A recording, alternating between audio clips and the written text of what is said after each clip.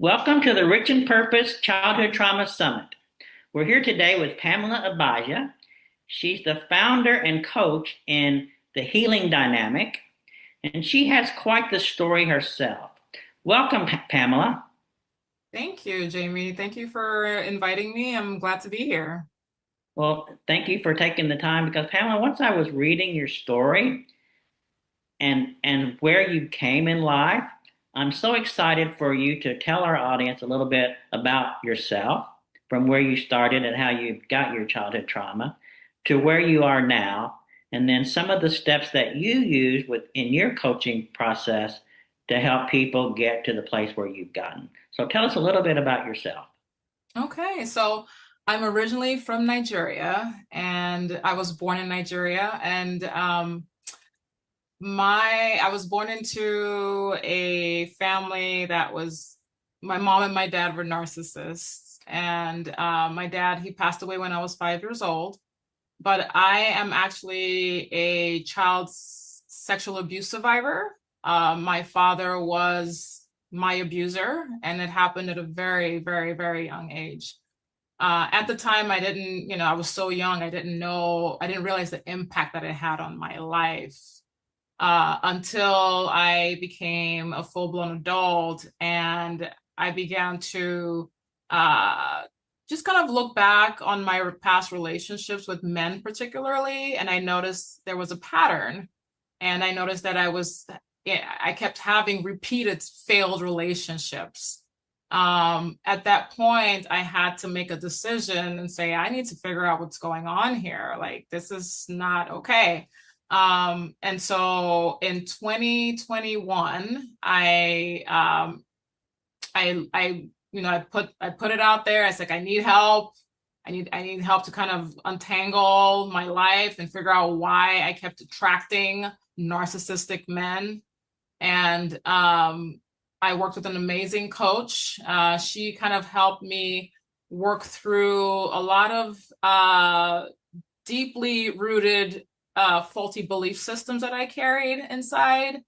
And there was a lot of triggering moments in session that I had to kind of work through. I didn't really have language for what was happening to me internally initially, but she was a great guide, and she helped me put language to my emotional experiences.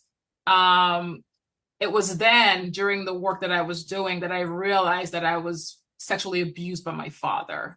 And that was the very first time that I was traumatized. I think I was probably like a year or two old. 2 years old, I would say, was when I was traumatized by my dad. And so that in itself was so profound. And I actually went on disability for 6 months during that time. And it was a very deeply transformative period of my life. I had to really take inventory of my relationships beyond, intimate partners, but like my friends. I I had a lot of grieving to do during that time. I let go of, I think, three of my close friends that I thought were actually friends or good friends. And I was in a really, really dark place during that time. I think that I slipped into depression for a while. And as I started to come out of it, I began to kind of become whole, become one with myself again.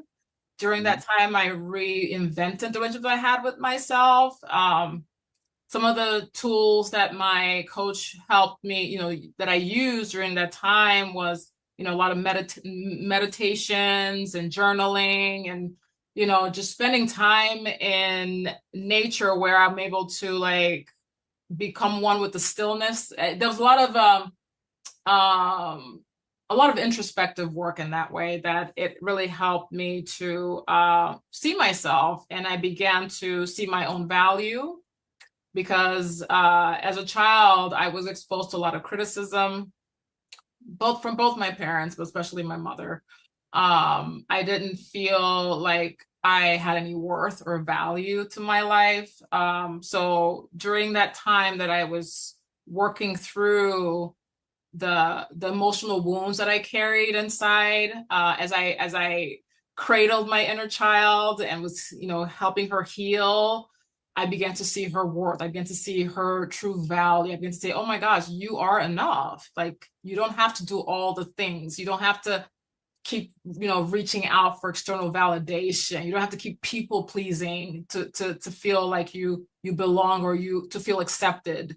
So I basically went through the process of accepting myself as for who I am and loving myself. And as I began to do that, all those fragmented pieces that were shattered from being exposed to trauma, they began to reintegrate and I became whole again. Just a quick point, like when I decided to go and seek help, before then, I was questioning my past relationships with men, but I also felt a void, an emptiness inside. I began to question, like, what is my purpose? What am I here to do? Like, I felt like there was more to what I was, at the time I was working as a registered nurse, I was working in the hospital, and it just felt like I was just on this hamster wheel, just doing the same thing over and over. And I'm like, I felt so empty. Like I said, like something, there's got to be more to this than what I'm being dealt with. So that's one of the reasons why I said, no, I have to get to the bottom of this. So anyway, as I'm doing the work and I'm coming out of this depression, it's amazing how it came to me. It's funny, I was in the shower and I was just, at that point, I was so much in my head and in my heart that it just hit me. I'm like, oh my God, I'm being called to do. I'm called to help people, heal from generational trauma. This is my calling. And I felt like it's amazing. It was so profound. I felt like God was talking to me. Like it just kind of like a revelation. That's what it felt like. And that's when I realized, okay, I have a lot of value. I have something to give to the world because I have my lived experience. I've been through it, and I'm now on the other side of it. So I have to be able to put myself out there, which was a hard thing to do initially, but because I know that if I'm going through something like that, I can guarantee that others are going through the same thing too. So yeah, so that was kind of, but I was terrified, I'll say. I did a whole thing trying to bargain with God. I'm like, are you sure you want me to do this? Like, this is scary. Like, I've never owned a business. I don't know how to talk to people. I'm not that vocal. Like, I don't know. And it took me a while. I really had to work through those negative thoughts to kind of push myself forward and say, okay, this is what I'm going to do. And I haven't looked back since then. And so some of the tools that I use or my approach and with my clients is we got to work with the inner child. There's a lot of stuff that's happening underneath the surface that kind of drive the way we live our lives as trauma survivors. And if we don't get to the root of it, I do root work. That's how we approach it. let's get to the root of everything. Sometimes because trauma is a great disconnector, a lot of people don't even know the root of the, like what happened. We lose our memories from our past. So I try to help them bring back some of those memories. I ask very, very insightful questions that will help them kind of start thinking. And I noticed that when we begin to like actually like focus on our inner child, like really pay attention to the inner child, that inner child has carries so much information. It's just a matter of sitting and just being still and just noticing, like, what do you have to tell me? Why is my life the way it is? Like, what are some things that I need to address here? So there was a lot of curiosity with me, like just being very curious with myself, my internal landscape, my emotions, all of that.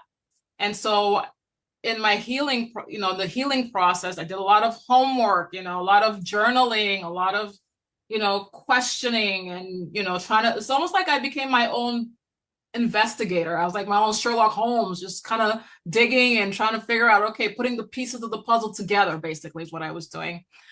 And then after I got, came to realize that this is what I'm being called to do, it felt like, oh my gosh, I felt so much clarity. Like, okay, this is it. This is what I've been looking for. This is my purpose. This is my identity, And it was such a relief, but I was so excited. I felt like a brand new person, like, wow. So I really do have a lot of value and I can give so much to the world. Like, so yeah, so that's kind of my story. I don't know if I answered the question, but that's kind of what, Well, I think you told your story great for one thing, but the one thing I'm going to follow up with you, Pamela, is a little bit is you had a narcissist as as for both of your parents, your mother right. and your father, even though your father wasn't with you past 5 years. But the one thing that we know about narcissists, which again, that's something that's becoming a common word these days. I had a narcissist boyfriend, I had a narcissist family, is their whole goal is really to kind of destroy you, right? And so as a child, to have a mother that really, I mean, we always ask, do narcissists love their children? And I don't think they do because they're not really capable of love. Right. But how did you start feeling love for yourself? Because that's key. When for most of your childhood, you didn't even have one person that loved you. I think it was a decision that I had to make for myself. When I started to do the work with my coach, I had to decide that, okay, if if I was abandoned, emotionally neglected, abandoned as a child, and I'm deciding that I want more out of my life and to do more for myself, I have to be intentional about loving myself. And what does that look like? It looks like I said, cradling that inner child, like being with myself and nurturing myself and reparenting myself and giving myself all the things that I didn't get in my childhood, that emotional neglect that I experienced.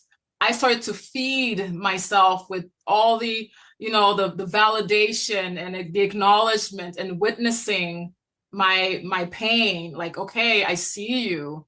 You went through this. It's this is your reality, and I'm here to empathize and to acknowledge you. So those are the things, those are the conversations I was having in my mind and my heart with my inner child. And when she saw that I was there for her, never abandoning her, never walking away, and just sitting there and being with her and witnessing her, that was when she realized, okay, I am loved. I am lovable. I am enough. Like, so that was kind of how I started to love on myself again. But it took intentionality to do that. Okay. Well, I mean, intentionality and courage are two different things, Right. right? Because I sit around and thinking, well, I would like to be this person, right? And you think about the end, I really want to be this person. But then so many times you think about the steps that it takes to get there, and then the vulnerability it takes to get there. Right.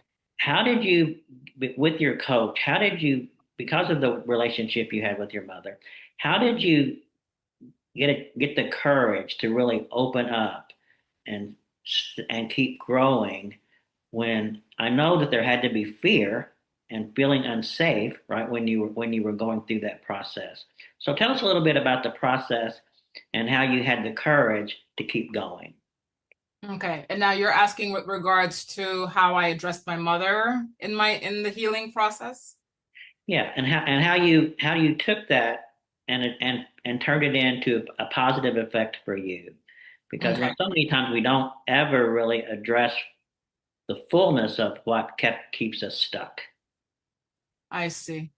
Well, I think with my mom, I guess I could use that as an example. My in order for me to like really heal, one of the things that I had to do that my coach guided me to do was to actually, talk to her about my experiences in my childhood. My dad wasn't around at this point, right? So she was the one that I had to get vulnerable with.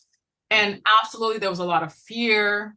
It took a lot of courage. I think that from the time that she gave me that task, it took me a month for me to actually come to face my mother.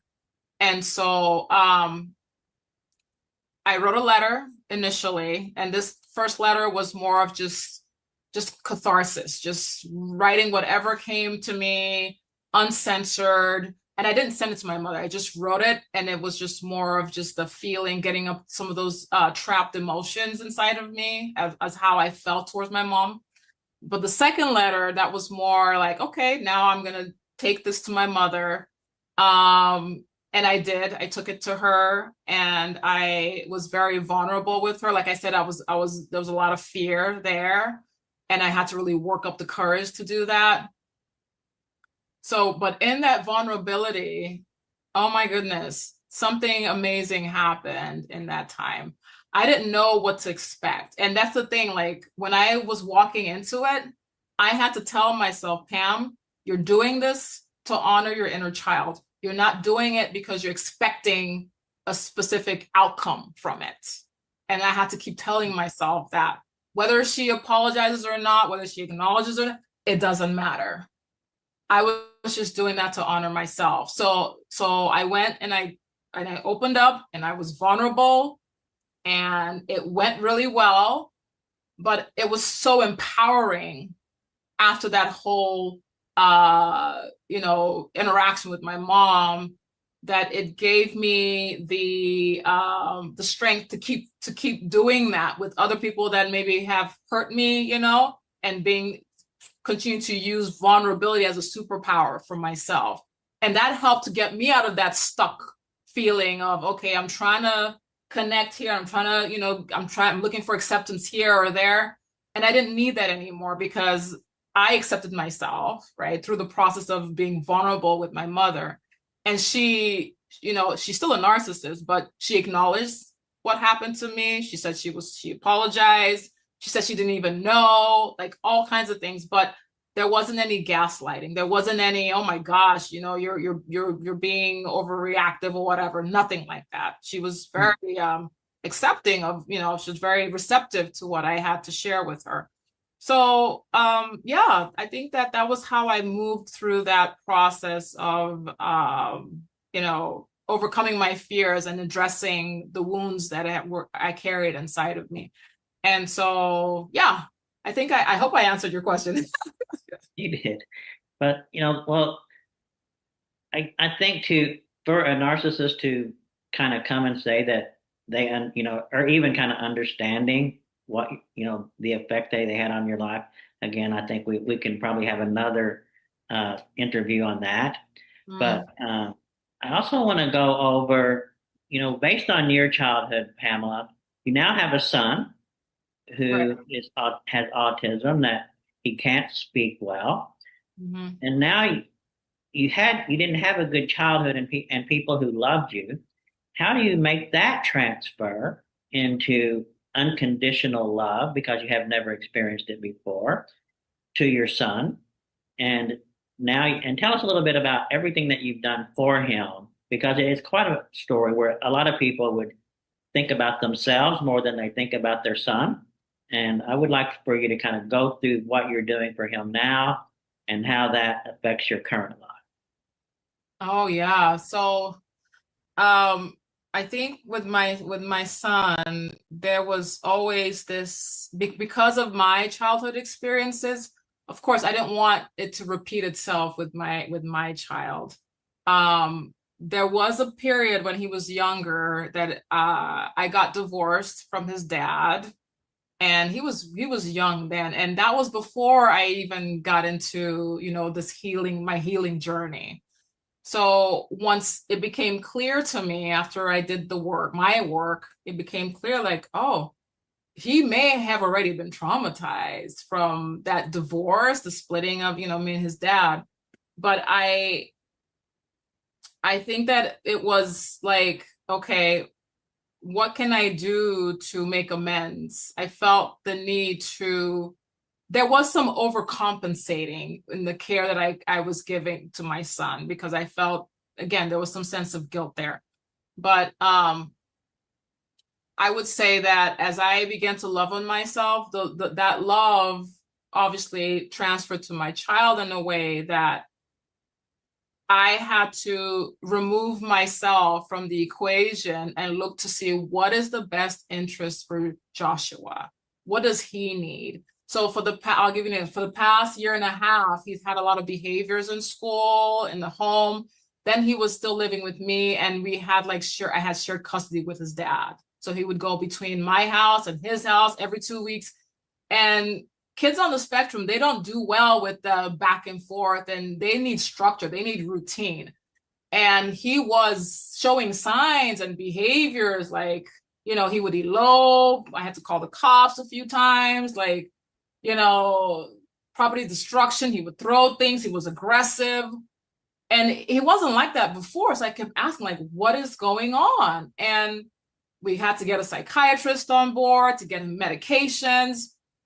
Um, and I had to quit my job because I couldn't maintain, you know, I was single mother at that point. You know, I had to be home, and I couldn't maintain a full-time job with all these behaviors we were seeing in the school and at home.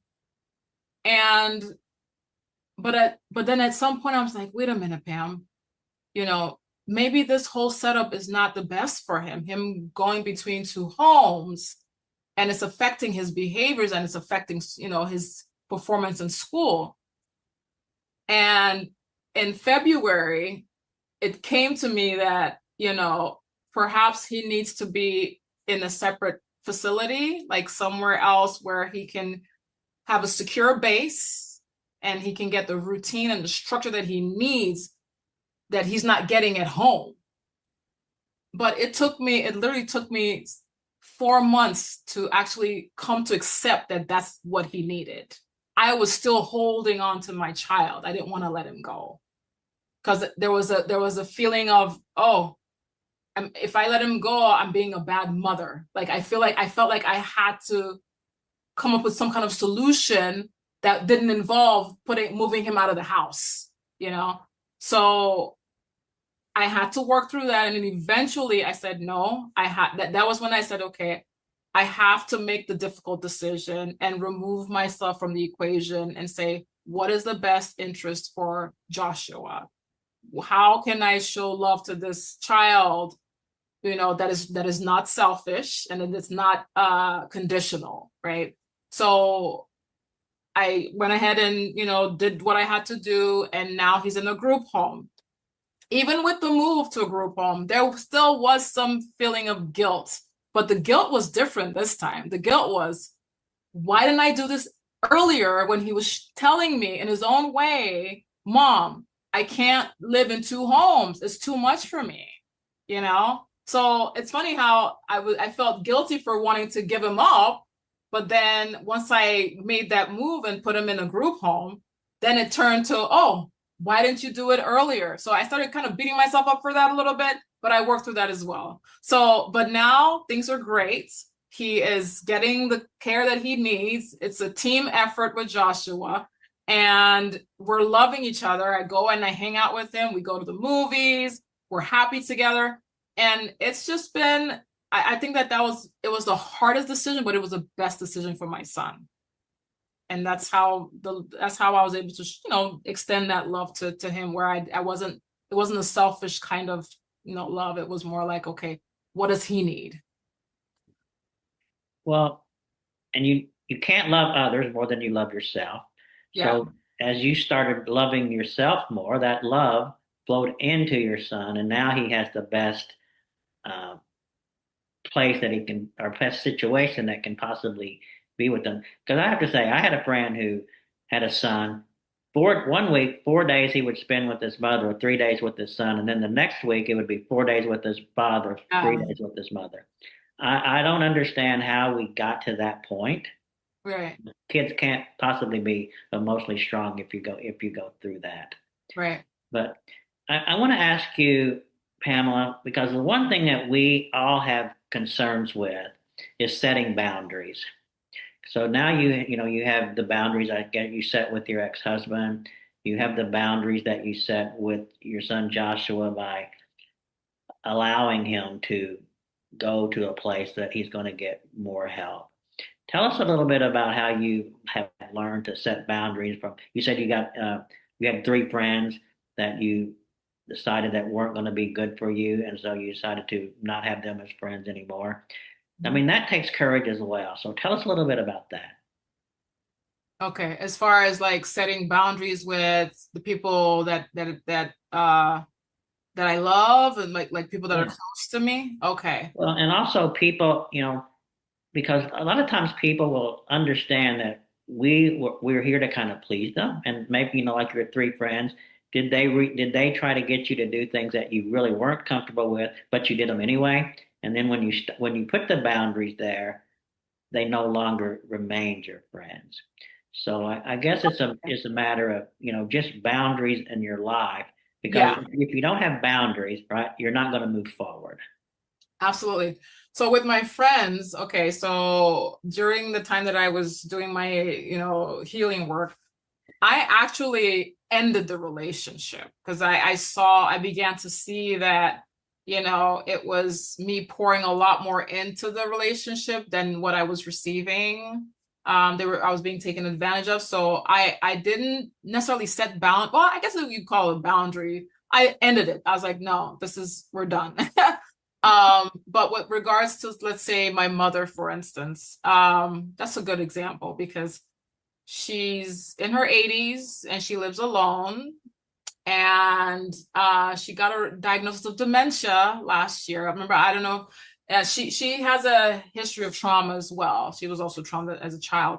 But and there was a point where she was pushing to move in with me. And she was playing, she was, oh, I need help. I'm old. I need help. I need help. And I need to get out of here. And it really pulled on my heartstrings because I'm like, yeah, I can see that. But I also recognize that she didn't have the capacity for us to actually have a healthy relationship within a confined space, like within a home. Like it wouldn't work for me because I know that she's still narcissistic, she's still manipulative, she's still all of that. And I knew that I would not be able to live day in and day out being exposed to that. So I said, you know what? We'll get you some help, Mom. You don't have to move in with me to get the help that you're looking for. And because she keeps saying, oh, we need to, it's too bad. We live so far away from, I'm like, it's only a 35-minute drive. But she makes it sound like it's so far. Like, oh, we live so far. I'm like, no, Mom, I get in my car. And she doesn't drive anymore. So I have to be able to go see her. But so I had to work through that too, because there was a little bit of guilt there. And I noticed the guilt. And I was like, okay, Pam, what's going to make sense for you? How can you protect yourself from the criticisms, because she still criticizes? How do you protect? Okay, and what would make sense to where you're able to help her meet her needs without feeling that sense of guilt? So I said, okay, we're gonna get you some help. And then we finally got her some help. So somebody comes to her house, spends time with her, helps her with the, things around the house.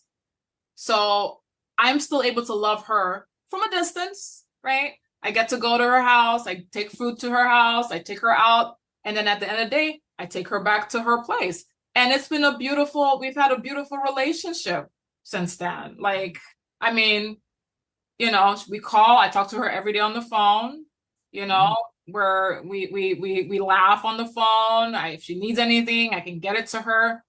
But I felt like that physical boundary was necessary for us to even have that kind of relationship. It would have been totally different if she lived in my house. It would have been totally different. And that would have been affected my mental health because, yeah, anyway. So that's kind of how I try to look at like what is the alternative solution to this issue, to where I'm maintaining my boundaries, but I'm also, keeping her interests at heart too, like that kind of thing. So yeah, I hope that answers your question. Yeah. Yeah. Well, and also, with love comes forgiveness. Right. How did you walk through the forgiveness of everything that happened to you in your childhood as you gained the love? Because typically, so many times that, especially with the narcissist, it is very hard to forgive them because we know that they really didn't care Right. that they hurt Right. us. So Right. tell me how that mindset went. Okay. This is a great question because there was a time when I was like, there's a part of me is like, you need to forgive your mom. You need to forgive your mom. Like I was feeling that pressure inside, and I'm like, and then one day I was listening to a sermon, and they were talking about forgiveness. And while they were talking about forgiveness, it hit me. I was like, wait a minute. In order for me to forgive my mother and my dad for what they did to me, I have to be able to forgive myself first for the abandonment. Because at one point in my life, I abandoned myself, right, in service of survival. So that was when I was like, oh my gosh. So then I started working on that self-forgiveness, like really just going in and, acknowledging that I did what I had to do to survive, that it wasn't purposeful, So working through that self-forgiveness was the first step. And then eventually, when I was able to talk to my mother and be vulnerable with her, and then when she was receptive to that, it made forgiving her easier. Mm. It made it easier for me because I've already forgiven myself. I've accepted, what I did, and, but I was able to forgive her because, we were able to have that vulnerable moment. I think that vulnerability is such a powerful thing. And so having that vulnerable moment just kind of opened both of us to each other, allowing for that feeling of forgiveness to come through for me. So that's kind of how I work through it. Okay, great. Well, I want to kind of address this is that you have went through the trauma, which everybody that's watching this video, we've all went through trauma and we're all really kind of high achievers. So I really would like for you to go over with us, Pamela, from the time that you started to your healing, because you came into an awareness that you needed to heal and you needed to move forward. Now you're not only a trauma coach, but you're going to school to become a therapist, which shows, I guess, the audience that you're growing. You didn't get to this point and say, "Oh, I made it to here," but now you really kind of want to make it to the next level. So tell us a little bit about that process, and then what is the advantage to your coaching career now that you're becoming a therapist? Okay. That's a loaded question. So we're talking about perfectionism, right? And then the process and my journey from coach to therapist and how all that is aligned. Yeah, perfectionism, I'm still working through it, honestly. It's still a thing, but I think it's much better now. A lot of self-talk, positive self-talk helps with that when I find myself questioning my work. Did I do enough? Is this good enough before I send this email? Like, And then I have to kind of reel myself back. And it's like, no, Pam, this is good. You're human. It's okay to make mistakes. So those are the kind of things that I work through. But with regards to my journey of becoming a therapist and how it's been a beautiful thing because okay, so in all transparency, I never wanted to go back to school to be a therapist. I became a coach and I thought, okay, I'm good now. This is good. Yeah, yeah, yeah. But there was this, I don't know if you've ever experienced like this like yearning, this thing in your spirit, like, no, it's not enough. Like, so that's what I experienced. And the first time this feeling came over me to go back to school to become a therapist was in 2022. I I was still doing my certification in trauma recovery during that time, but I was also thinking about, man, it would be nice to become a therapist. But then I was like, oh, I don't want to go back to school anymore. I don't want to go back to school. I was like, I'm done. I already have a master's. Like, what do I? So I was fighting the feeling. I was fighting it, and that feeling never went away. It was a calling. It felt like a call, like a pulling on my heartstrings, like this is where you need to be. This is your life calling. Like you can't run away from it. So I fought the feeling for good, like what, 2 years? Oh, 3 years. For 3 years I fought the feeling. And then end of last year, like October of last year, it hit me again. I was like, okay, I surrender. I'm gonna do it. I'm gonna do it. So, but it's been amazing because a lot of things I'm learning in class, I apply to my clients in my coaching session. And they've been amazing. They're volunteering to be a practice client. And I feel like my life is really in alignment now. I feel like I am on track to my destiny and where I've always been, destined to be. Like this is my identity, this is my purpose. And it's hard. It's career transition is like I think that's the hardest thing that I've ever experienced in my life. Because I've been a registered nurse for what, 17, 18 years, and now I'm making a total shift, like a total pivot. And it's very destabilizing, right? But because of this intrinsic push, this urge, this unction in my spirit to just get this, therapy, that's what's keeping me going. Every day I wake up, I'm like, okay, what are we doing today? I know that I'm on a mission and I'm going to do what it takes to get to that, to so I can keep helping people break the cycle of generational trauma. Well, I mean, it's really to getting to the next level, right? Is always your subconscious mind says, and sometimes I really believe the subconscious mind is there fighting against you as you're trying to go forward Right, because its only job is to keep you safe. right. So, Pamela, if somebody is in alignment with you, and they come to you for coaching, what is the first step that you would go through to say that would allow them to say that, yes, I really would like to work with you? Oh, okay.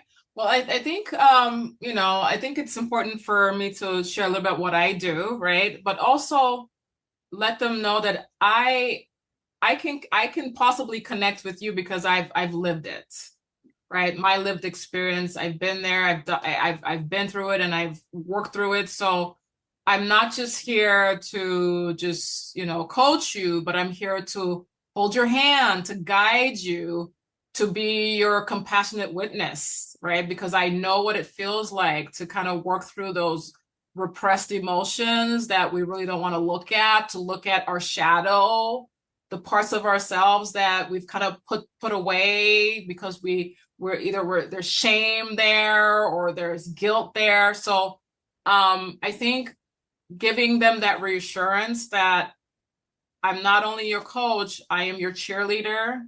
I'm your advocate. And I can be your guide, and knowing that they're the ones in the driver's seat. They're the ones that are driving this thing, and I'm just there to kind of hold their hand and guide them. I think that would be a good way for me to, reassure them that I'll be a good fit for them. Yeah. Zig Ziglar used to listen to a lot of him, and he says, if a fat doctor tells you you need to lose weight, then you need to get another doctor, right? Because Right.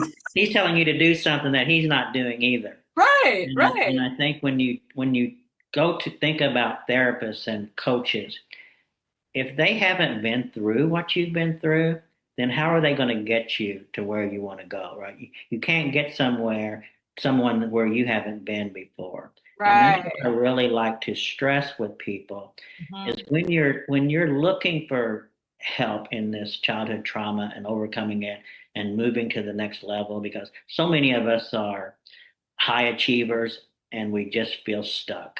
And Mhm. you're a person that's went through not only narcissistic parents, but you found yourself, you're growing, and you have more of a purpose now than ever by going to the next level and become a therapist and becoming more valuable to the people that you've decided to help. And I just look at that as being amazing. I look at that as being something that people can reflect on and saying, if she can do it, then I think she might be able to help me do it as well. So Mhm. tell them, Pamela, we'll put it on the screen, but just tell them how they can get a hold of you. Oh, okay. Well, my website is thehealingdynamic.com. I do also have an Instagram page at The Healing Dynamic. And my phone number is I have a 925-450-0225. They can call me, they can email me. I have a contact form on my website if they want to reach out to me that way. Yeah, I look forward to hearing from anyone who would be interested in working with me. Right. Well, the one thing who people have experienced childhood trauma is like, give me ways to get a hold of you because I don't want to wait 4 days for you to call me back, right? We search for that instant gratification. Yeah, Well, it looks like they're going to get that when they try to connect with you. And Pamela, I absolutely. just want to thank you so much for helping us help people during this Transform Childhood Trauma Summit. And we will definitely keep you in touch with us. And we want to be able to help you grow the audience that we have. So thank you so, so much. Thank you for having me. Thank you so much. It's been a pleasure. My pleasure. Great.